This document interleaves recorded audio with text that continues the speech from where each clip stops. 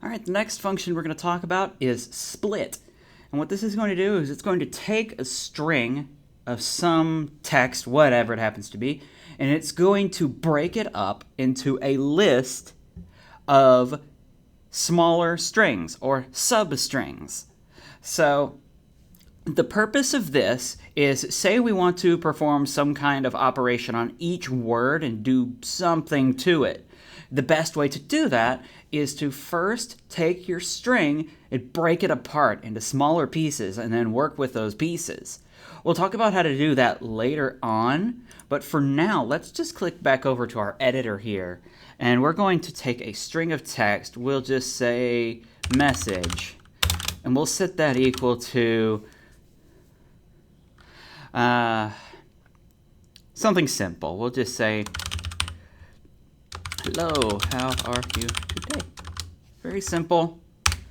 And now we're going to do words. This is usually what I do when I'm doing a split, is I call the list that it goes into just words. We're going to set that equal to message.split. Now, by default, this is going to separate at white space. So where you see spaces here, it'll break it up into a list of 5 strings, being hello, how are you, and today. But there's some parameters we have as options. We have the separator. This is the point at which we break up our string. So if we want it to be commas, then we specify this as a comma. If we want it to be periods, we do that. Max split, this is the max number of times we will perform the split. This will hard limit the size of our list. So let's be more specific here and say that we want to split at blank spaces. Again, this is the default, but let's just, for the sake of demonstration, show it here explicitly. And we're going to print words. Print words.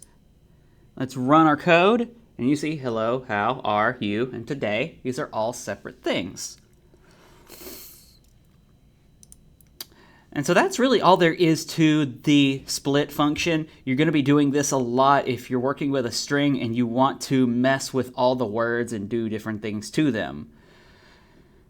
So in the next lesson, we're going to look at the split, or the strip function, and we're going to use split, strip, and join together to remove some things that repeat in a group of words without using replace. So we could say, if everything was comma separated, we could just use the replace function. But I want to show another way to do that. Is it less efficient? You bet it is. But we're going to do it anyway just to show combining functions and what that looks like. So stick around for that.